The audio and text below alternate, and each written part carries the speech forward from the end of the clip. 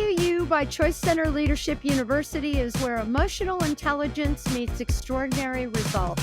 Founded in 1998 in Las Vegas, ChoiceCenter has empowered thousands of people around the world to unlock their full potential through experiential trainings and coaching.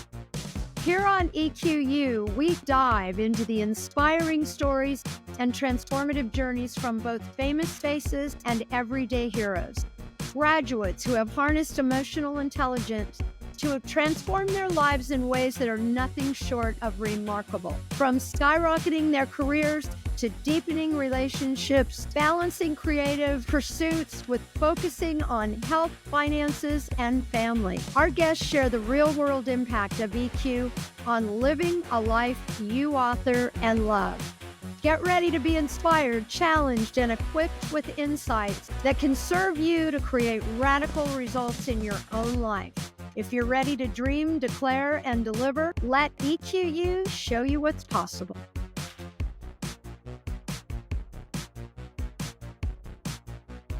Welcome back to another episode of EQU, where we explore the power of emotional intelligence, personal transformation, and breakthrough leadership. I'm Corrine. And I'm Robin. And if you're here, it means you're committed to growing, leading, and living a life that you love. And today's episode is going to fuel that journey in a big, big way. Before we dive in, please be sure you subscribe to EQU on Apple Podcasts, Spotify, or YouTube so you never miss an episode. And if you're loving these shows, please share episodes with friends and drop us a rating and review. It only takes a few seconds and supports more people to discover and join this powerful community. Our guest today is a gentleman who has dedicated his life to unlocking the human potential. If you've ever wondered what it truly takes to break through limitations, build unshakable leadership, and create lasting transformation, you're in for a masterclass. We are beyond honored to welcome Keith Bentz to EQU. Keith is a master trainer. He designs and creates trainings. He is a trainer of trainers with over 40 years experience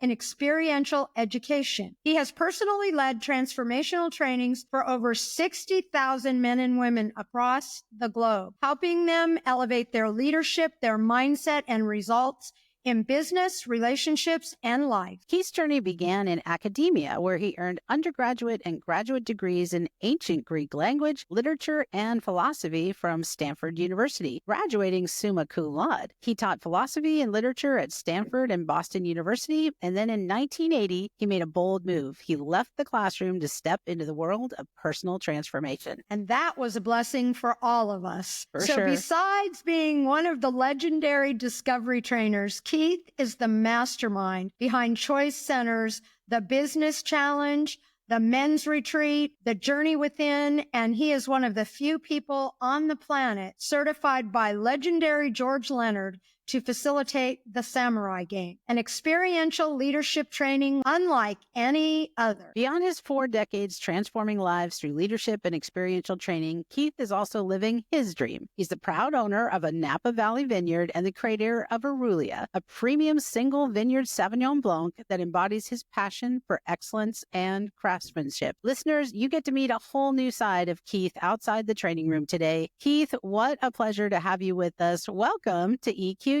My pleasure. Glad to be here. Okay, Keith, tell us about your early years. How did you find yourself at Stanford, and what drew you to pursue degrees in ancient Greek language, literature, and philosophy? Well, I grew up in the Midwest. I was born in Iowa, lived in Illinois and Nebraska and Kansas and places like that. And I'd never been to California, but my sister went to California and came back with glowing reports about a place where you could drive to the mountains, and then the same day you could drive and be at the ocean. And it sounded wonderful. And Stanford had a good reputation. So I applied there and got admitted and spent a year in France, at Stanford in France. After my sophomore year, I lived in France, and I went to Rome, and I got really interested in medieval history and ancient history. And so when I went back to Stanford, I decided I'm going to do something crazy.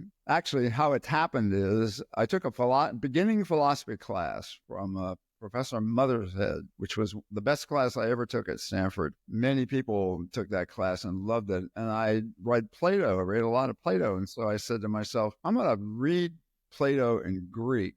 So I signed up and took beginning Greek. And I had a great teacher named Charles Bai, who was fascinating and a fantastic teacher. And so I just fell in love with Greek language. And as many of you know, I mean, the Greeks wrote some of the best literature, tragedies, dramas, and histories and philosophy ever written, starting with the Iliad and the Odyssey and, moving through the Greek tragedies. And Greek literature is fantastic, and as is Greek architecture and art. It's been copied for centuries and centuries. So I spent a summer in Greece and Italy after spending a year in France. I spent a summer in Greece and Italy and visited all the major Greek temples and spent a month in Rome and, studying the Roman classical architecture. And so I just kind of fell into it through the philosophy class.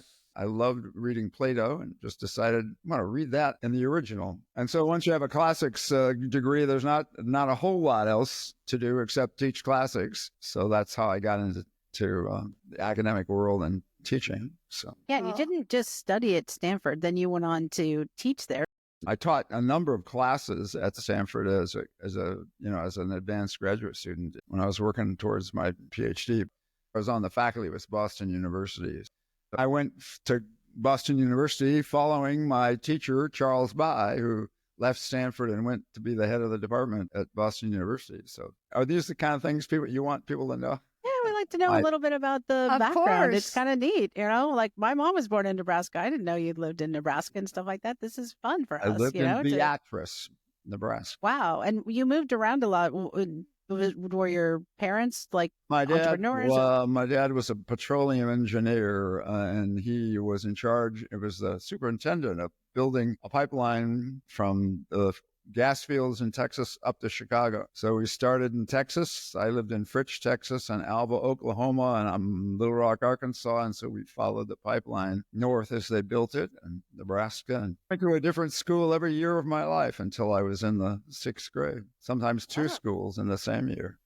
I did the same thing living overseas with my father in the service, Keith, and it was a great education. I had to learn how to meet new kids all the time, and learned how to be social. I think it's kind of an adventure, right? No, it had its upside and its downside. I was the new kid on the block every year, and sometimes twice in a year, and breaking into a whole new circle of friends taught me how to get along with lots of different kinds of people, but wasn't easy always. Of course.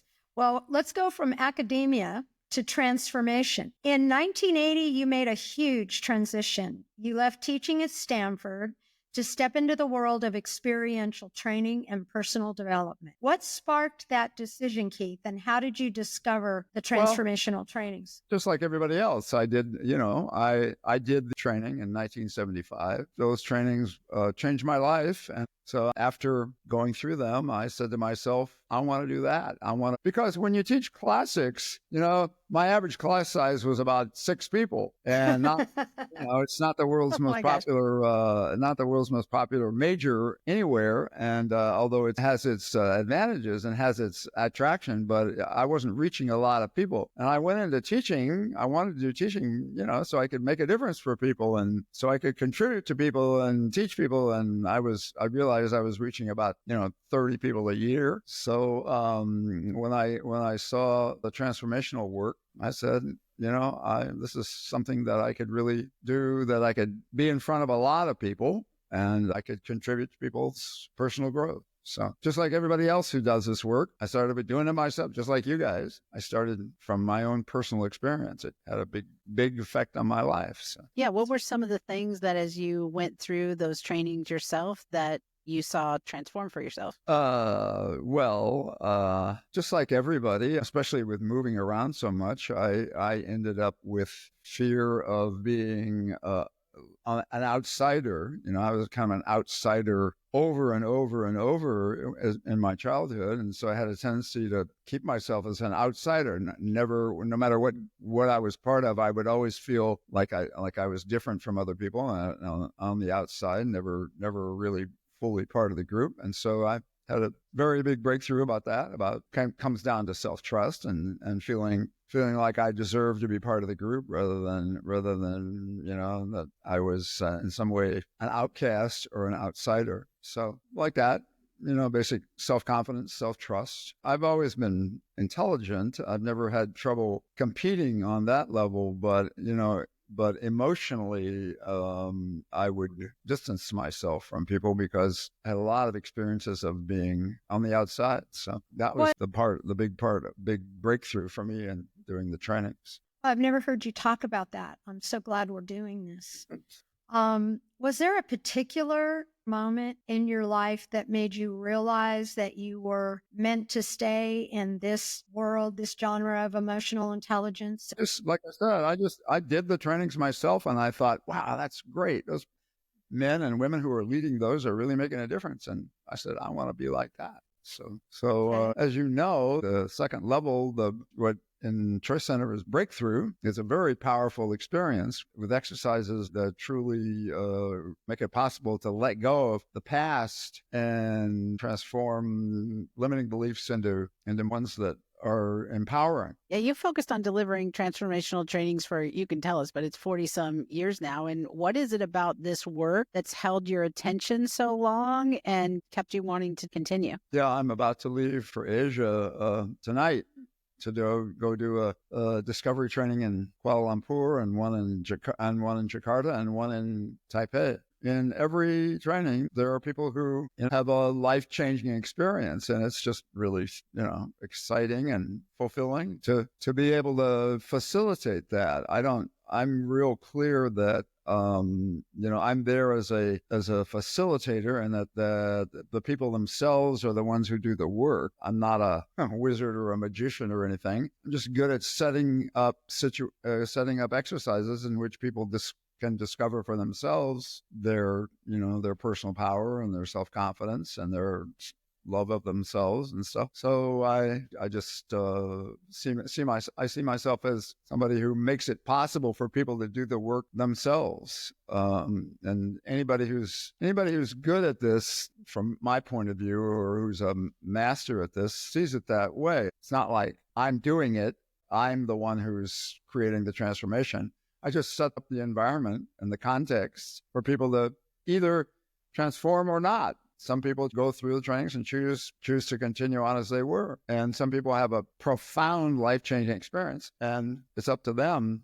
It's their choice. They're the ones that make it happen. I just see myself as somebody who creates the context and the environment for people to do their own work. Well, here at Choice Center, first and foremost, you are our lead discovery trainer, which those of you that are listening may not know. Discovery is the first level of our 3-part training experience over 100 days. Did you choose to be a discovery trainer first, Keith? No, I chose to be a breakthrough trainer first. My first experiences of learning to be a trainer were in breakthrough. Okay, so that's our level 2. And so how long did you train the level 2 breakthrough training before you added the next level? And which one was that? Well, actually, if you really want to get into this, I started out leading the leadership program, the 3rd level program. I did that for a year in San Francisco, working with Kelly Poulos, who's well known in that domain. And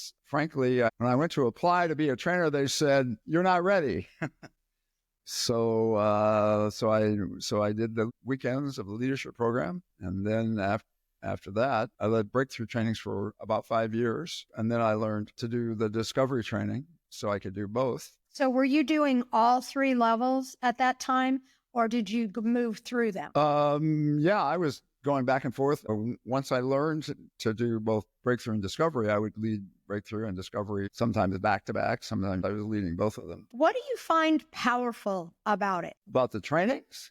About delivering, about training. Like I said, I don't see myself as the one who's making it all happen. I see myself as the one who sets up the context for people to do their own work and to create breakthrough. And so what's powerful for me is that if you give people the right context and the right environment, they will rise up. It has certainly happened for me, and certainly happens. I've seen it happen over and over and over. People rise up and break through in ways that they didn't even expect themselves, and have a profound experience beyond their expectations, because the trainings are a great environment for people to do that work. Anybody who all they do is listen to lectures so that they can repeat somebody else's philosophy or look at the world through somebody else's eyes, from my point of view, never have a real transformational breakthrough.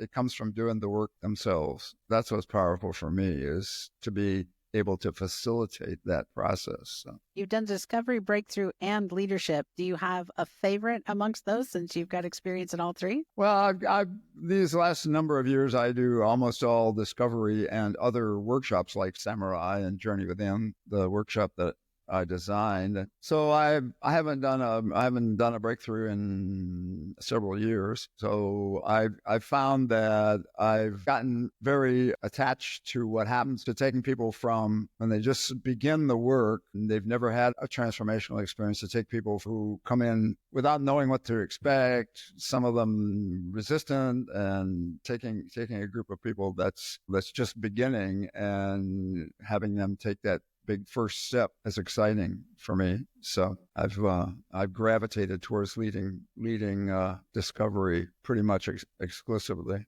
Reflecting on your extensive career, are there any particular success stories or transformative experiences that stand out for you over these years? No. So you guys really got to get it. I don't see myself as doing the work. I see myself as creating the environment for people to do the work. So I don't think, wow, I really saved that one. That's not how I look at it at all. I say, hey, that person took full advantage of the opportunity. I don't consider myself the fount of wisdom or the source of people's transformation. They're the source of their transformation. I love that view and that ownership. And I haven't heard another trainer speak that. And I'm just going to say what I was thinking, like, we all say we're there to serve, but you are there to serve. And today, what you're saying behind these questions really shows me why that shows up so strongly. And so it's really fun to hear you. And I know it's the real you. You're the real deal. Like you don't have any masks that you put on when you go into the training room. What I'd like to know is when you're describing the training to someone else, like, we've had the privilege of meeting your kids. They did some trainings here. But when you're meeting somebody, say on an airplane, and they ask you what you do and you talk about the training, what exactly do you say? Kind of what I'm saying now. People ask me what I do. Lots of times I say, well, I do workshops in leadership and communication, because most people who are sitting beside me in an airplane are not really actually ready to hear what I do. But if somebody really is ready to hear it, I say, well, the work I do is setting up experiential opportunities for people to become, first of all, more aware of themselves, and second of all, to break through their limiting beliefs and achieve a greater degree of self-awareness, self-confidence, self-trust, love. And I've learned how to set up situations that make it possible for people to have that kind of experience. And it's not listening to lectures, and it's not reading books, and it's not passing tests, and it's not an intellectual process. It's very much an emotional process. And so people truly have important breakthroughs. So kind of like that. And let's talk about the journey within. The journey within, you are the author, you are the creator, you designed it. You've designed a number of trainings over the years, including Men's Retreat, the Business Challenge. You created that here. But the journey within, share with us what was your intention when you created that, and how did that unfold? Well, I created Journey Within when I was living and working in Hong Kong. And I lived and worked in Hong Kong for almost 15 years. In fact, I did the first of these kinds of trainings outside of Japan, anywhere in Asia. I led the first one in 1991 in Hong Kong. And from then it has spread all over Asia, from Taiwan to China to Malaysia to Indonesia to Singapore. From that first training of 31 people in Hong Kong in 1991. So after leading the trainings there for several years, I had a number of graduates who would come to me and say, look, we did the trainings and they're great. I'm making more money. I have better relationships with people in my life and I'm more successful. But there's a level of personal transformation that I haven't achieved yet. And because I still am hard on myself, I still have a lot of self-critical talk. I don't accept myself fully. I often feel there's a conflict within. I struggle, and I want to experience peace, not being bored, but real contentment and fulfillment within. And I really would want to find a way to accept myself as I am instead of constantly finding fault and thinking I could do better. In fact, people said, now that I did the trainings, I'm harder on myself than I was before I did the trainings, because now I have really high standards for myself. And so I developed a 6-month-long program that gives people an opportunity basically to surrender to who they are, to accept themselves just as they are, and to live fully in the present moment instead of constantly thinking about what I might do in the future or what I did in the past. And I came up with readings for every day for 6 months, 180 readings. And I designed small group meetings for people once a week and 3 weekend trainings that I lead, Friday night, Saturday, Sunday, that have people have, a deep experience of accepting themselves as they are and of accepting life as it is. Surrendering to what is rather than constantly fighting against. Operating from what you resist persists. If I really want true change, it doesn't mean struggling and fighting against and resisting what I am or how I am. It comes from accepting who I am.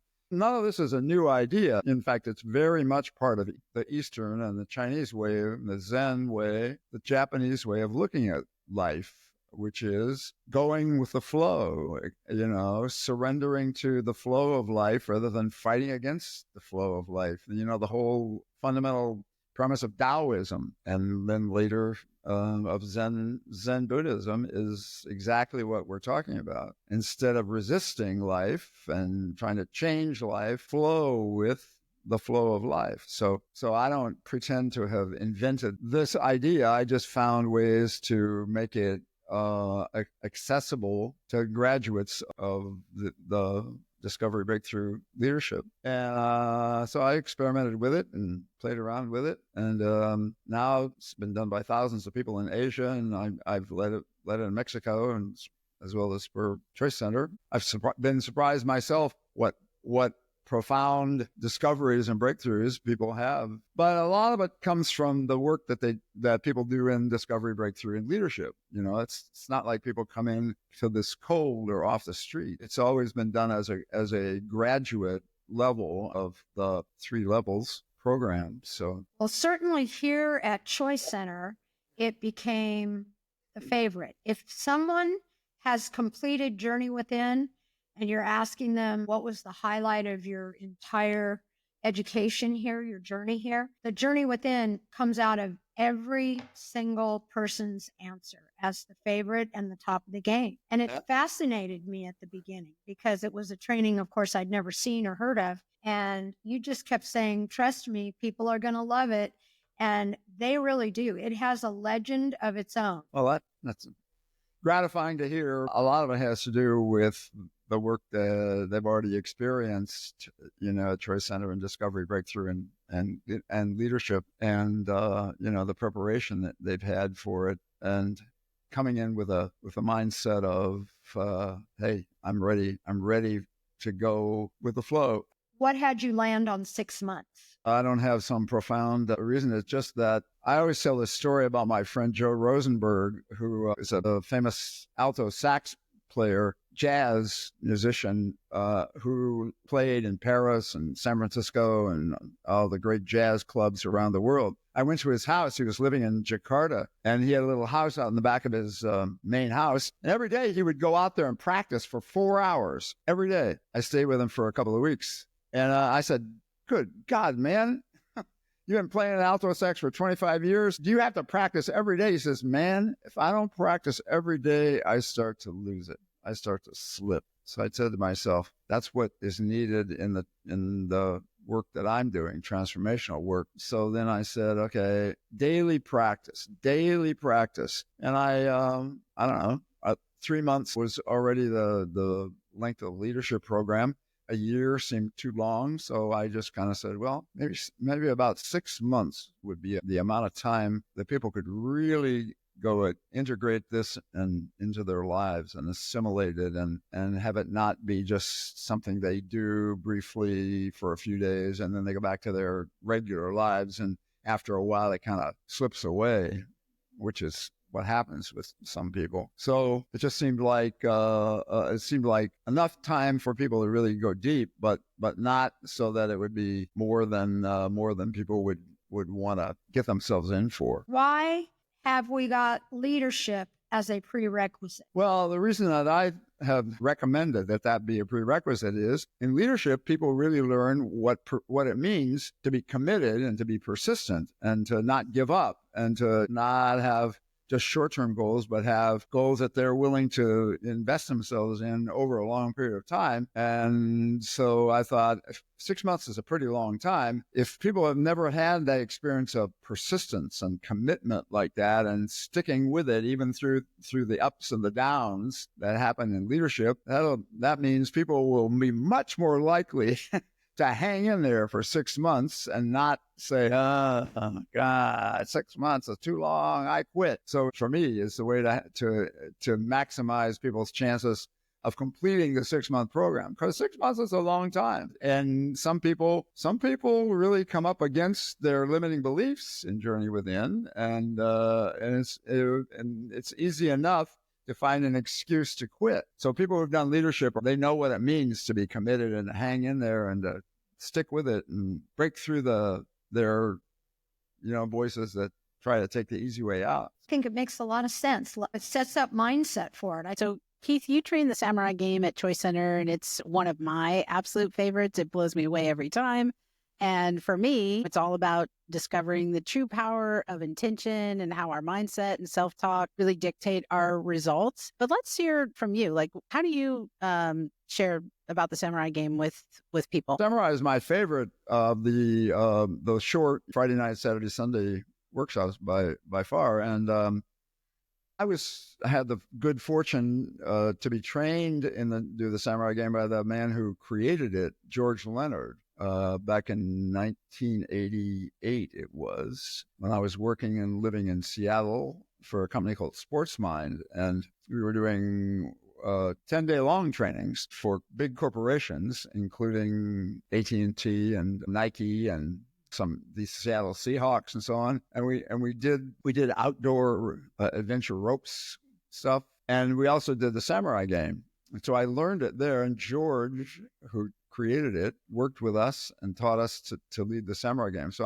I'm fortunate to have learned it from the creator himself. And what the Samurai Game is an opportunity to experience what it means to be a true warrior. And the game allows people to not just to learn about what it means to be a warrior, but to be a warrior, to experience the way of thinking, the way of feeling, the way of acting of a warrior, to bring forth a warrior within themselves, which means people get an opportunity to experience loyalty and honor and commitment and teamwork at a very profound level, and leadership in a very intense, emotional, powerful way. And so bring forth the qualities of the warrior, including humility, including personal power, commitment, all the qualities that you think of when you think of a samurai warrior. So I love it. I love the workshop, and people create real value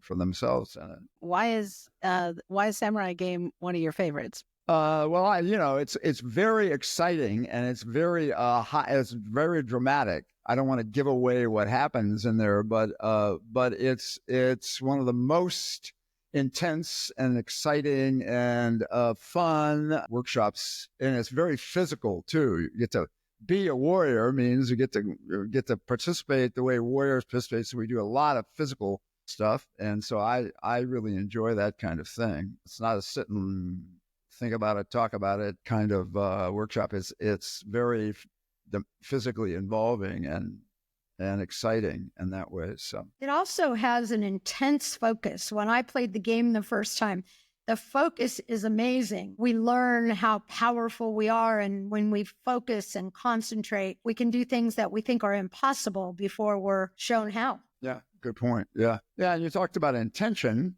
It's an opportunity to see how powerful it is when I get my intention totally clear and 100% committed. But the definition of a warrior, the simple definition is a man or woman who's 100% committed to something bigger than themselves. If I'm not committed to something bigger than myself, I'm not a warrior. If I'm focused on me and my looking good and my standing out and my success, and I don't care about anything bigger than that, I'm not a real warrior. I might do some things that are flashy, but the warrior is committed to something, whether it's my family or my nation or my job or my friends or a cause. I always use Gandhi and Martin Luther King and as examples of what are true warriors. It's not just somebody who fights on the battlefield. It's somebody who fights for the great cause. So a Gandhi or a Martin Luther King are perfect examples of what we mean by a true warrior, committed to something much bigger than themselves. So, and people come out and they say, what am I committed to that's bigger than me? Really is an opportunity to experience that. We don't have a lot of places in our culture that learning is available. So I think it's pretty profound here. Yeah, and people make some big changes often after in their lives after Samurai Game. It really is about overcoming difficulties. So hanging in there when the going gets tough, because Samurai Game is not easy. It really is a demanding workshop, and so people learn that I have the power to hang in there no matter what obstacles, no matter what difficulties, no matter what I'm faced with. I have the power to hang in there and overcome whatever is in my way, which is really valuable. So one of the things that people learn in the Samurai Game is discipline, self-discipline, which is something that I think has flipped in our culture, is the ability to be committed to something and to hang in there and achieve it no matter what happens, and not go, oh, well, it's too hard, I give up. People really have the opportunity to get clear on, I can make anything happen if I get myself 100% committed. There are things that I look back in the rearview mirror now at the last 5 years and the hoops we had to jump through just to stay open in Las Vegas, and the intentions we set and how we redesigned. We redesigned ourselves, first of all. And I will say that today, I know for me, moving our center through the time of the pandemic is one of the most difficult, most satisfying. And I get elated when I think about sometimes what we actually accomplished, because it looks so impossible. And I thought, okay, well, I came in the work because I loved all the challenges. Well, we certainly did attract a world-class challenge, didn't we? All of us in this work. And I'm proud to say that every one of our graduates that contributed in that whole 5 years, we were doing things that we had never even imagined, and it worked. And that what was really cool. And now we look back and go, okay, what else? Like, we took the impossible and we had it flow, we had it work. And Keith, I'm gonna say thank you to you, because I've learned so much from you that gave me the courage to try something new. And we're still here post-pandemic, and I worked with you a lot. You and I did a business training together once before Corrine came to us, before we enrolled her to come on over here from the corporate world. And I just feel very grateful tonight on this podcast to have been working with you for this last several years. And I really appreciated all the opportunities you've provided. From my point of view, leading trainings or workshops or facilitating them is the easy part. You know, the part that's really challenging is enrolling people to come because of people's built-in, I don't know if I want to change myself, you know, I don't know if I want to confront myself. I don't know if I want to have breakthroughs. Wouldn't it be easier just to go on in a place that I'm already comfortable? So So to me, you guys do the hard part. Keith, as we start to wind down each episode, we like to engage our guests in some quick fire questions to get to know some of the lesser known things about them. And so are you ready for a quick fire session with us? Okay.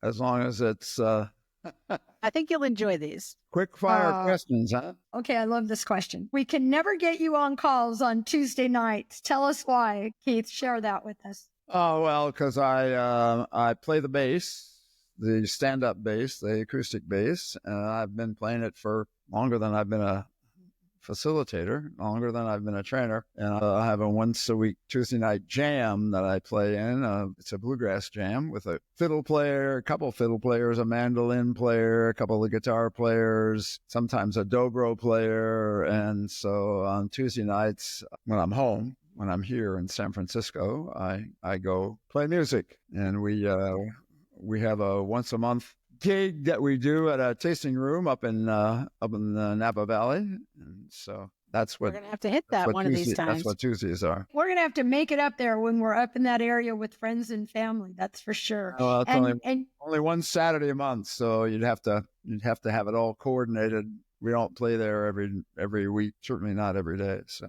We're going to surprise you one of these days. And speaking of tasting rooms, Keith, you've dedicated decades to training and developing leaders around the world. But when you're not in the training room or playing your bluegrass, you're out in your vineyard. So tell us how that whole journey began. Well, I'm not a winemaker. I've just been growing grapes now for, almost 25 years. I sell Sauvignon Blanc grapes to some of the well-known wineries in Napa Valley like Duckhorn, Timber Bay, Trinitas Cellars, and others. Raised in the country. I never lived in cities because of my dad's job. We lived in these company camps that were way out in the middle of nowhere. And so I grew up in nature, and I've always loved that. So when an opportunity to buy 40 acres with a level 13 acre field that had been planted in alfalfa for years, but was just perfect for a vineyard. I was fortunate enough to know the people who were selling it from their 1,500 acre ranch. They had split off 40 acres to sell to sustain their mom's retirement, actually. So I bought it at a very good price. Put the vineyard in. This was like around 2000. And I didn't know anything about grape growing or winemaking. I don't make wine. I just have sold grapes up until recently to other vineyards. But as I said, I spent a year in France, and so the reason I planted Sauvignon Blanc is because that's the wine that from the Loire Valley is where I spent the year in France, and it's famous for its Sauvignon Blanc. So I planted Sauvignon Blanc, and just recently I went into formed a partnership with a friend of mine, and we've been producing our own Sauvignon Blanc for the first time just in the last couple of years. I've got a bottle here, Keith. Right. Okay. There it is. Aurelia, right? Named Okay. after my partner's daughter. Oh. So Pretty bottle. yeah. That label is from a illustration from a French magazine from the 1930s that we found. So if you'd like to go, as you can look it up on AureliaWines.com. If you want There we go. Excellent. Way to go, Keith. You are a promoter. We have a little website. Well, send people there, Aurelia.com. I'll put it on the screen for people. AureliaWines.com. Yeah, AURELIA, Aurelia Wines. So it's Great. just kind of came about from my experiences in France and wanting to have a place in the country. It's in Pope Valley, which is in the eastern part of the Napa Valley. Beautiful. Yeah, I've had a lot of Duckhorn wine. I'm part of one of their members, and so I've definitely had your grapes over the years. Very impressive. Sauvignon Blanc. But they buy Duckhorn makes a lot of Sauvignon Blanc, and so I'm just one of the growers. They bought 50 tons from us last year, but they buy from a lot of different growers. So. That's one of the wineries we always spend a couple days up there with family and friends, the Bensteads and Corrine's mom and various friends, and we do some weekends up there. So we'll have to be talking about your wine. And Duckhorn has a lot of different brands. They've got Migration, Paradox. So they've got a big family of wineries up there? Selling grapes to them for, 15, more than 15 years. So. Awesome. Working with nature teaches a lot about resilience and timing. So has running a vineyard given you any new insights that influence the way you train and coach? Yeah, it's a good exercise in surrender. I was talking about surrender. Being a farmer, which is what growing grapes is, means you're dependent on the weather. And so there've been years where the weather was great. There were the right amount of rains. There weren't, frosts at the wrong time, because a frost in the early spring when the buds are just coming out can destroy the whole crop. You can end up with no crop at all if frost comes and you don't have good frost protection. So there have been some easy years and there have been some really tough years where there was no rain. As you know, in California, we had a drought and we had fires that fortunately didn't get too close, but there was a danger of smoke taint.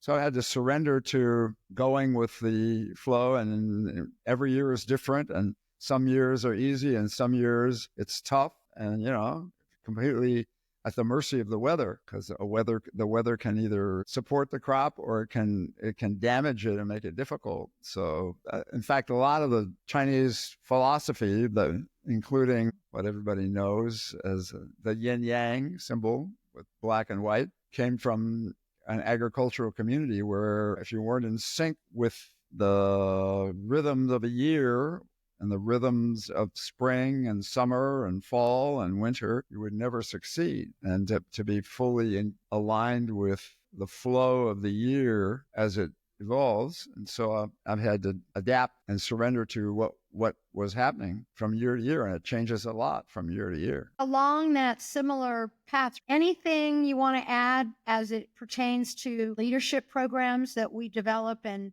lead here? Just instead of insisting on being right and insisting on doing things my way, to constantly adapt to what is, constantly surrender to what is, because in a program like leadership, there are ups and downs for 3 months, and successes and failures and overcoming obstacles and all that. And so rather than living in resistance to the way things are, to say, okay, that's the reality right now, and how can I best learn from it? How can I best adapt to it? How can I succeed even though things are not what I expected, rather than being stuck on there's only one way to do things. So adaptability and flexibility and surrendering to what is, I think certainly applies in leadership as well. So we wrap each episode with an EQ stretch challenge designed by our guests for our listeners to complete before the next episode. It's something that's meant to get them out of their comfort zone, expand their capacity for relationship, take a risk, explore a bigger world outside themselves. So what is an EQ stretch that you'd like to challenge our listeners to complete?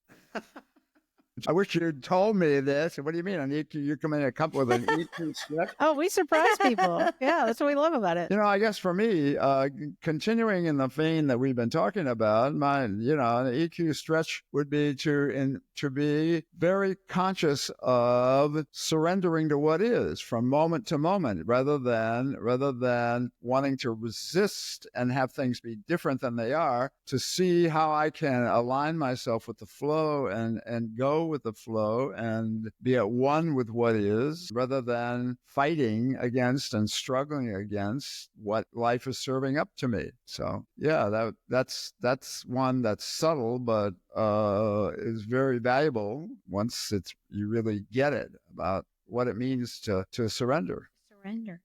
Well, we can invite all of our graduates and friends and family listeners, because if they really think about it, because you brought it up and put it in that way, I'll bet you we'll get some really good feedback about that. I can't wait to hear what the students have to say. What you resist persists. I want to thank you on behalf of what we will call, you'll laugh, but we'll call it your fans and the graduates around the world, not just here with us at Choice Center, because for decades, you've poured yourself into transforming the lives of others. What is the legacy that's most important to you that people remember? What are you leaving the world as a result of all your years that you've been committed to all of us that have been your students? Well, I don't consider myself anything special. I consider that I've, I have a lot of people whose lives I've touched, but as I said, I've touched them in a way that gave them the opportunity to rise up and to experience breaking through limitations and living the kind of life that is more fulfilling and more satisfying. So my way of thinking about it is that I'm kind of the medium through which people can achieve something great for themselves. So my legacy is, if people remember me, I want them to remember me as somebody who gave them a great opportunity. So Thank you. I'll be the first to say, beautifully spoken. Thank you, Keith. And thank you for the overtime time tonight. Thank you. Yes, thank you. you. You're a Once again, legend. thank you for all the opportunities to do what I love to do. Thank you. Well, Thank you, enjoy, and we can't wait to have you back home. See you for a journey in a few weeks. New episodes of EQU release every Tuesday on Apple Podcasts, Spotify, YouTube, Podbean, and ChoiceCenter.com. See you next week.